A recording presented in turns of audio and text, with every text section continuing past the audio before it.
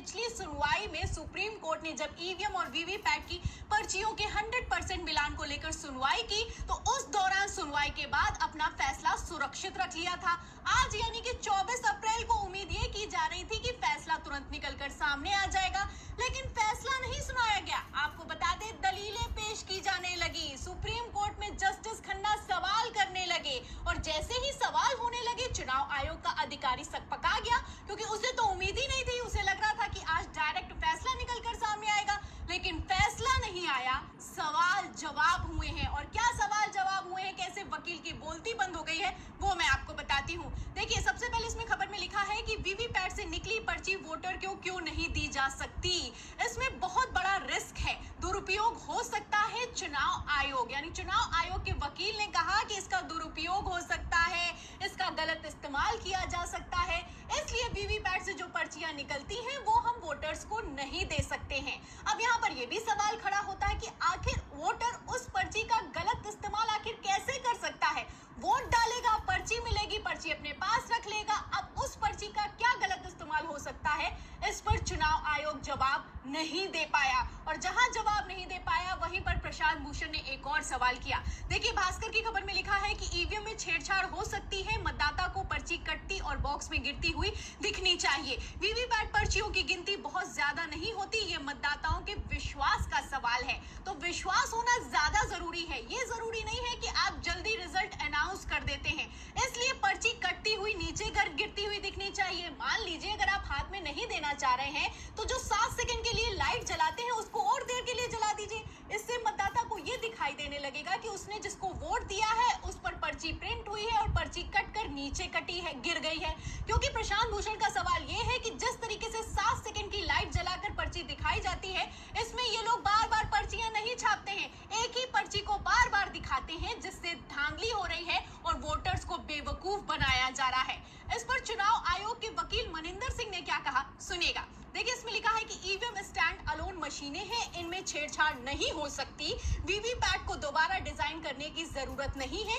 Manual counting में गलतियों से इनकार नहीं किया जा सकता है। तो मनिंदर सिंह का कहना है कि अगर आप पर्चियां दे देंगे और उनको गिना जाएगा तो उसमें गलती हो सकती है, लेकिन ईवीएम और वीवीपैट में कभी किसी तरह की गलती नहीं हो सकती है। अभी खबर निकल कर सामने आई, आप जानते हैं 18 अप्रैल को खबर निकल कर सामने आई कि केरल में जब मॉक पोल हुआ, तो मॉक पोल के दौरान 4 ईवीएम में गड़बड़ी पाई गई। 4 ईवीएम में गड़बड़ी पाई गई और भारतीय जनता पार्टी के वोट ज्यादा निकले।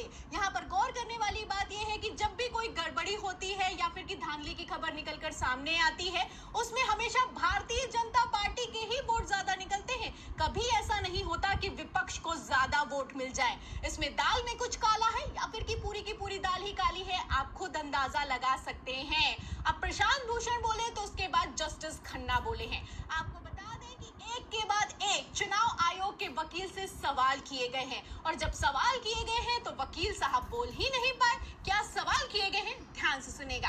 खबर आप देखिए एबीपी की। देखिए, इसमें लिखा है कि supreme court on EVM VVPAT, आप डाटा कितने दिन सुरक्षित रखते हैं। ईवीएम वीवीपैट को लेकर सुप्रीम कोर्ट के ईसी से सवाल किए हैं। तो कई सवाल किए गए हैं, इसमें एक ये भी सवाल शामिल है कि आप जो डेटा होता है उसको कितने दिनों तक के लिए सुरक्षित रखते हैं। क्या सवाल है, सुनिएगा। इसमें खबर में अंदर लिखा हुआ है कि सुप्रीम कोर्ट ने बुधवार 24 अप्रैल को ईवीएम वीवीपैट मामले में चुनाव आयोग से कुछ स्पष्टता मांगी है।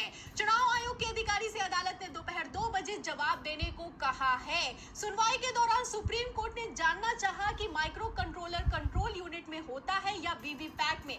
Micro controller one time programmable होता है या उसे दोबारा प्रोग्राम कर सकते हैं।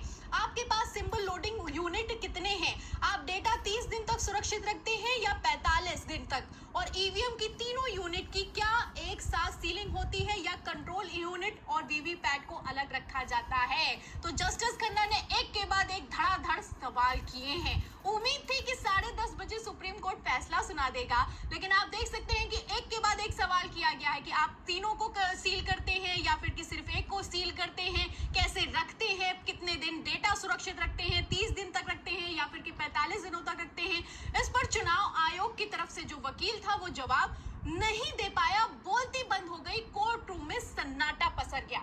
इस पर जस्टिस खन्ना ने कहा कि अगर आप जवाब नहीं दे सकते हैं तो चुनाव आयोग से उस कंसर्न पर्सन को बुला के लेके आइए, उस जवाबदेह आदमी को बुला के लेके आइए, उस जिम्मेदार आदमी को बुला के लेके आइए जो कि जवाब दे सकता है। अब जवाब कैसे ही देंगे, क्योंकि मैं आपको बता दूं वैसे ही ईवीएम और वीवीपैट के डिजाइन को लेकर चुनाव आयोग पहले ही फंस चुका है। हाई कोर्ट तक में याचिका दाखिल की गई है कि जिस तरीके से डिजाइन में बदलाव किया गया है, इससे तो धांधली और चोरी और भी ज्यादा आसानी से की जा सकती है। खबर भी मौजूद है, खबर आप देखिए लाइव लॉ की। देखिए इसमें लिखा है कि डीएमके ने ईवीएम के नए डिजाइन पर सवाल उठाते हुए मद्रास हाईकोर्ट का रुख किया। कहा हेरफेर संभव है। कहना है कि जो नया डिजाइन ये लोग लेकर आए हैं उसमें तो और आसानी से चोरी हो सकती है। वो कैसे? देखिए इसमें लिखा है कि याचिका में कहा गया कि प्रिंटर को बीच में रखने से प्रिंटर डेटा को कंट्रोल यूनिट को भेज देगा। इस प्रकार वोट की रिकॉर्डिंग प्रिंटिंग यूनिट पर निर्भर होगी। इस बात की कोई गारंटी नहीं होगी कि इनपुट सिग्नल प्राप्त होगा। बैलेटिंग यूनिट से प्रिंटर का रखरखाव किया जाएगा। इस प्रकार याचिका में कहा गया है कि इस तरह के निर्धारण से अखंडता और प्रभावित करने वाले डेटा भ्रष्टाचार का मार्ग प्रशस्त होता है।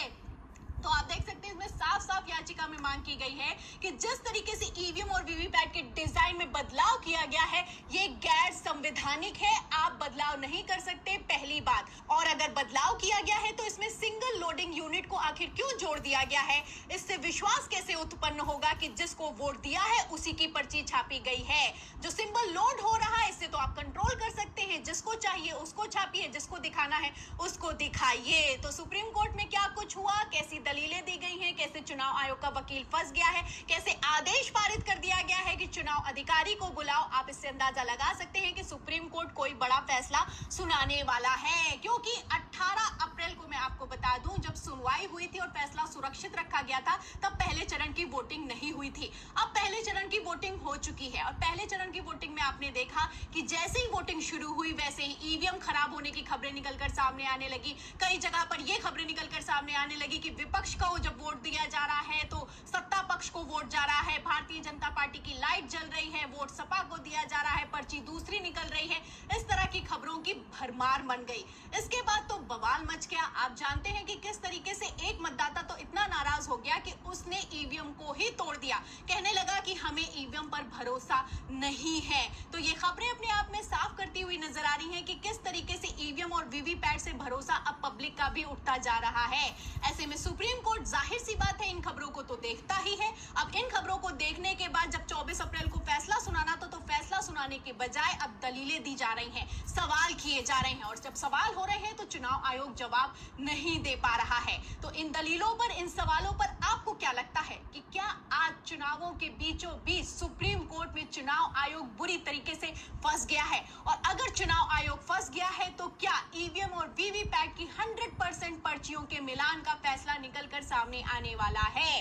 फिलहाल 2 बजे जवाब देना है। अब उसके बाद क्या फैसला आता है हम आपको अपडेट करेंगे। लेकिन अब तक की सुनवाई पर आप क्या सोचते हैं, आपकी क्या राय है, हमें कमेंट बॉक्स में जरूर लिखें। वीडियो को ज्यादा से ज्यादा शेयर करें ताकि सच्चाई दूसरों तक पहुंच सके। हमारे चैनल को लाइक करें, सब्सक्राइब करें, ज्वाइन करें। फिर मिलती हूं अगली खबर के साथ।